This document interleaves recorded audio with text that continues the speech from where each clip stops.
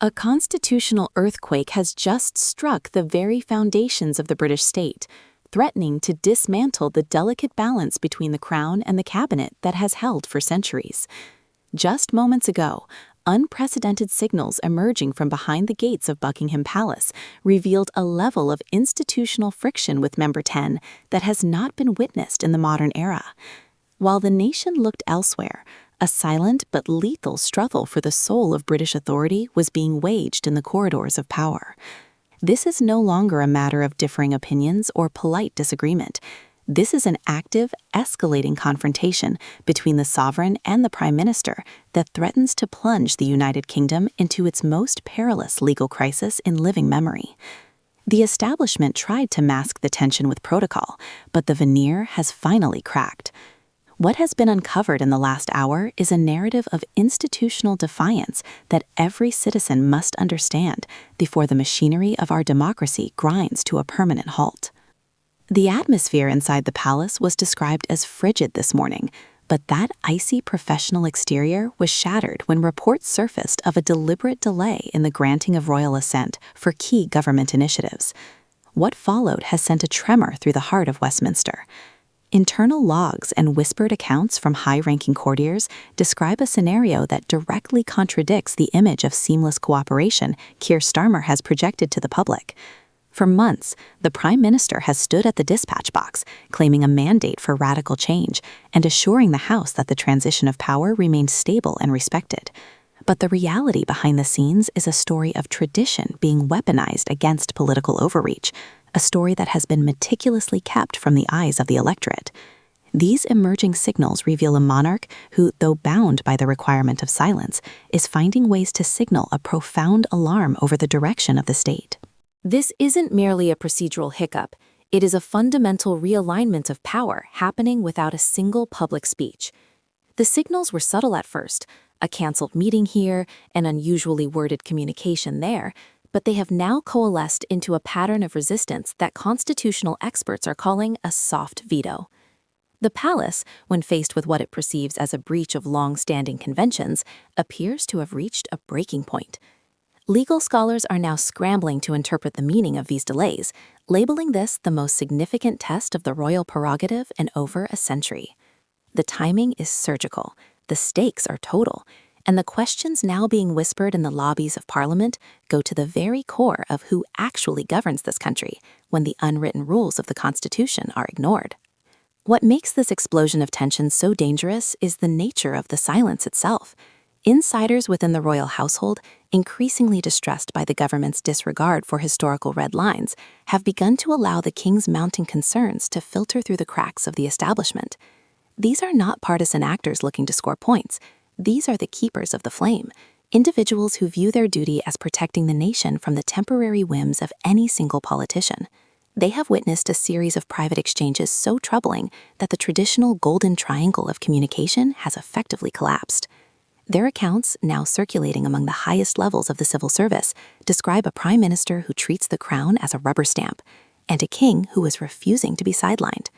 The level of institutional frost outlined in these reports is breathtaking, and it demands immediate accountability before the fracture becomes a chasm. The standoff centers on a series of legislative maneuvers that would see the executive branch absorbing powers traditionally moderated by the Crown's oversight. Constitutional protocols, diplomatic appointments, and even the internal governance of the realm are being targeted for modernization that looks more like a power grab.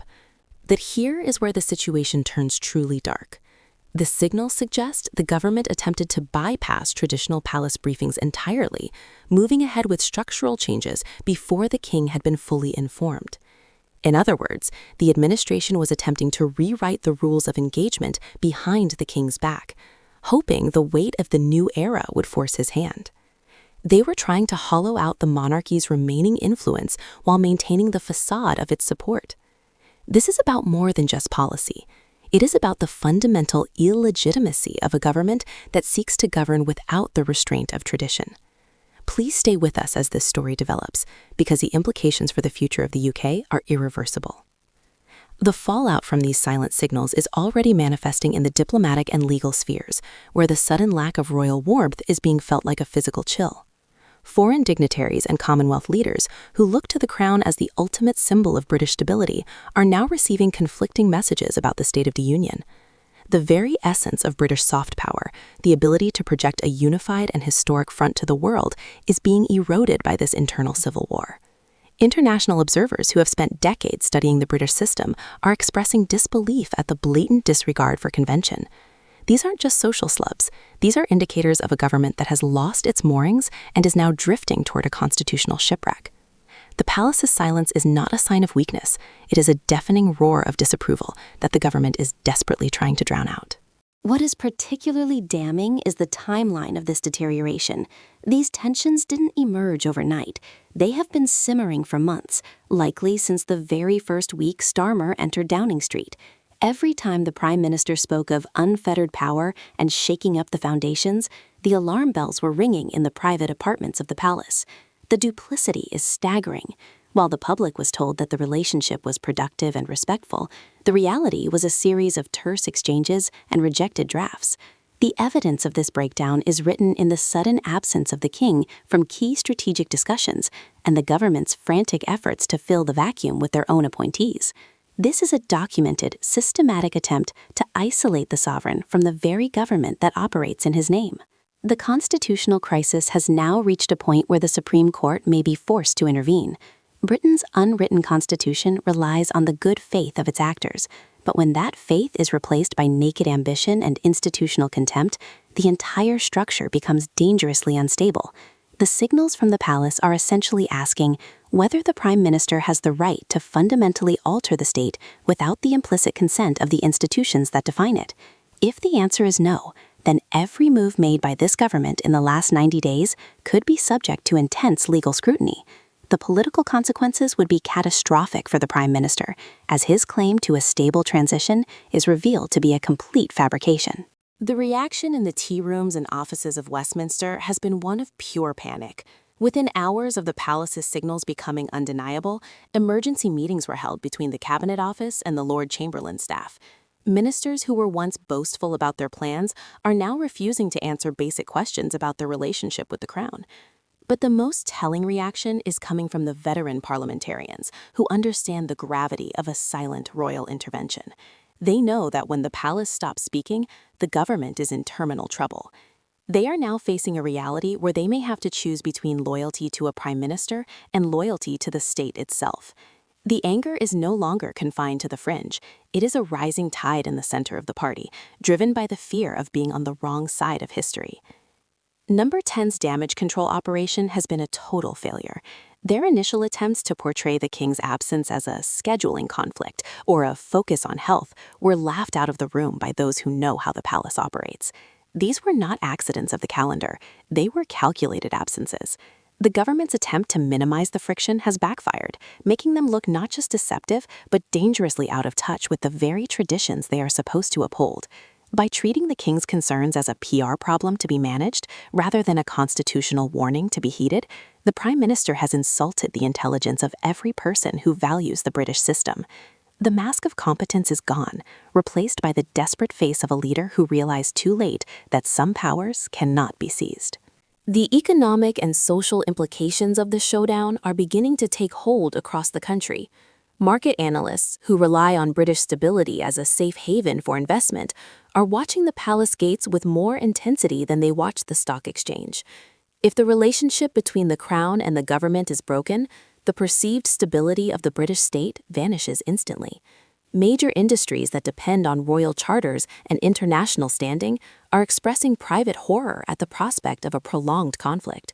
The agricultural sector, the legal profession, and even the armed forces, all of whom swear an oath to the Crown, not the Prime Minister, are being forced to contemplate what happens if those loyalties are put in direct conflict. The uncertainty this creates is a poison that is slowly paralyzing the nation's progress. Public trust, already at an all-time low, is now plummeting into a void of cynicism. People were told that the new government would bring a return to seriousness and integrity. Instead, they are witnessing a secret war against the nation's most respected institution. The monarchy, regardless of individual views on its future, represents a continuity that survives political cycles. To see that continuity threatened by a secretive, high-intensity power grab is something the British public will not easily forgive. This isn't what the voters were promised, and the sense of betrayal is palpable in every town square and online forum. The fundamental compact of the British state, that power is exercised with humility and respect for tradition, is being torn up in real time. The upcoming sessions of the Privy Council are expected to be the most contentious in history. The questions facing the nation are no longer about policy details. They are about the very mechanics of our existence. Can a prime minister ignore the advice and consent of the sovereign? Does the crown have a duty to speak when the constitution is being dismantled from within? What happens when the silence of the king becomes more powerful than the words of the prime minister? These are not academic questions for the history books. They are the immediate, burning issues of the day. The answers will determine whether Britain remains a constitutional monarchy or becomes a republic in all but name, governed by an executive with no checks on its power. The weight of centuries is pressing down on this moment, and the ruling will define us for generations. Behind the legal and political maneuvers is a human story of two men representing two completely different visions of Britain. One sees a nation that needs to be reformed at any cost, regardless of the institutional damage.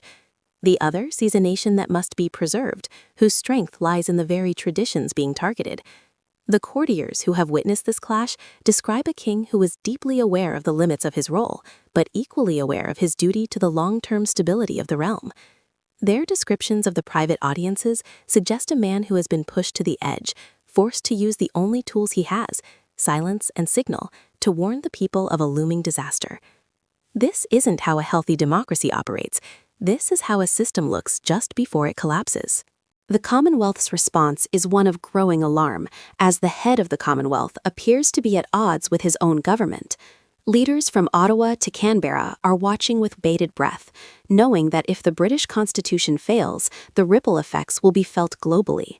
Some are privately questioning whether the UK can still lead when it cannot even manage its own internal power dynamics. Others are worried that the Prime Minister's tactics will be exported, providing a blueprint for leaders elsewhere to bypass their own constitutional checks. The soft power of the British model is being burned at the stake of political expediency, and the ashes are being scattered across the globe. The media landscape is now a battlefield of leaks and counterleaks, but the trend is undeniable.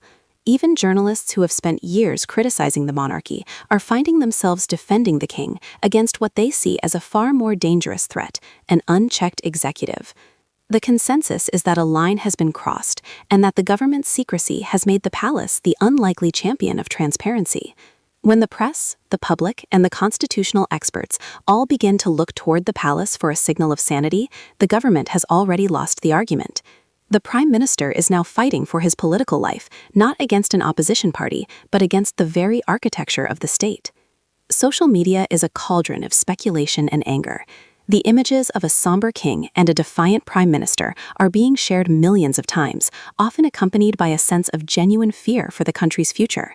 Those who value tradition feel the crown is being bullied. Those who want change feel the government is being incompetent. But everyone feels that something is fundamentally broken. The government's attempts to ratio the palace's silent signals are being met with mockery. The people are not looking for a modernized constitution. They are looking for a government they can trust not to lie to them about the most basic functions of power. The international perspective is one of pity mixed with concern. Foreign intelligence agencies are reportedly updating their stability risk assessments for the United Kingdom. If the primary check on government power, the crown, is being neutralized, then Britain is no longer the predictable partner it once was.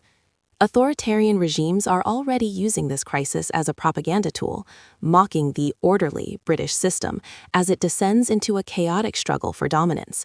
The damage to Britain's reputation as a beacon of stability is immeasurable, and it will take decades to repair the trust that has been shattered in a single afternoon. The economic cost of this uncertainty is already being measured in billions. Investment is being diverted to more stable markets as the constitutional risk premium for British assets begins to rise. Banks are revising their growth forecasts, and the business community is demanding a resolution that seems nowhere in sight. The Prime Minister's dream of a decade of renewal is being strangled in its crib by a crisis of his own making. every day that this showdown continues is a day of lost opportunity and mounting debt, both financial and moral. Inside the civil service, the atmosphere is one of total paralysis. Departments are receiving conflicting instructions, and officials are terrified of making a move that could be seen as taking sides. The machinery of government is stalling at the very moment it needs to be running at full speed. This is the inevitable result of a government that prioritizes power over process. When the rules are no longer clear, nothing can get done. The very people who are supposed to implement the government's agenda are now its biggest skeptics, waiting to see who emerges from the showdown with their authority intact. The legal community is braced for a decade of litigation. This crisis has opened a Pandora's box of constitutional questions that will take years to resolve. But the nation doesn't have years. We have days. The king's silence is becoming a countdown to a moment of truth that will change everything. Can the Prime Minister survive a direct, though silent, challenge from the Crown? Can the monarchy survive a government that is determined to render it obsolete? These are the questions that will be answered in the coming weeks, and the answers will define the future of Great Britain. As the gates of the palace remain closed and the doors of Number 10 remain barred, the nation waits. The signals are clear, even if the words are not. We are in the midst of a constitutional revolution, led by a prime minister who wants everything and a king who refuses to give it. The countdown has begun. Is this the end of the Britain we knew? Has the government gone too far to ever turn back? Who will you trust when the institutions themselves go to war? The truth is coming, and it will be more explosive than anyone imagined.